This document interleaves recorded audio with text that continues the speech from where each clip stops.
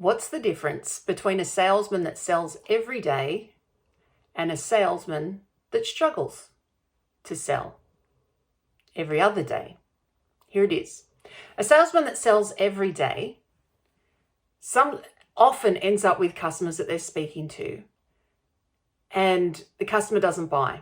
Now, when a customer doesn't buy and a salesman's done all the things necessary, one that sells every day, it's done all the things that's necessary, and the customer doesn't buy, here's what we do. So I'm one of those salesmen. I was brought up as a barmaid, so you have to sell every day, food and drink. And then I worked in furniture sales. We had to sell $20,000 worth of furniture a week. Apple computer sales, worked in the Patent and Trademark Office, done lots of different sales. Now, and I love it. So the difference is, salesmen who sell every day and learn to sell every day, when a customer doesn't buy, we go away, we throw a tantrum, we bitch, we complain, we throw ourselves on the floor, we have a cry, and then about 5 minutes later, we pick ourselves up and we go find someone else to talk to. The salesmen that struggle with sales, when they don't convert a customer into a sale, they go away, they're frustrated, they bitch and complain, they throw themselves down on the floor, they throw a tantrum, they cry, they complain. And then about 5 weeks later, they're still doing that. Like, they forget to pick themselves up, or they just don't know to pick themselves up and talk to someone else. And they continue to bitch and complain and cry and throw their tantrum. And then about 5 weeks later, when they realize they have no sales, they go in, they speak to another customer, but they've already got that complaint still sitting in their head.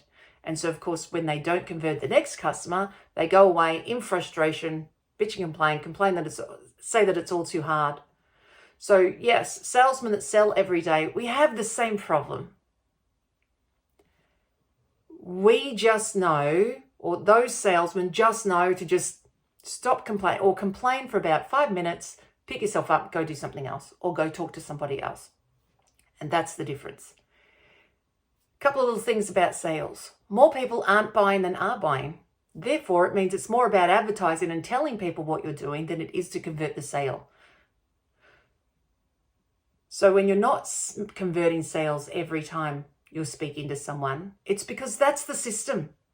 Is it a fair system? No, not really. I don't think it is. Does it mean that you haven't done the work? No, it doesn't mean you haven't done the work.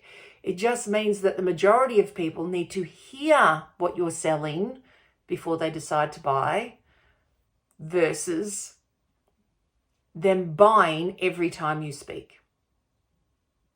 And the other thing about sales is this. The salesmen that sell every day understand that selling is more about failing at selling than it is about actually selling.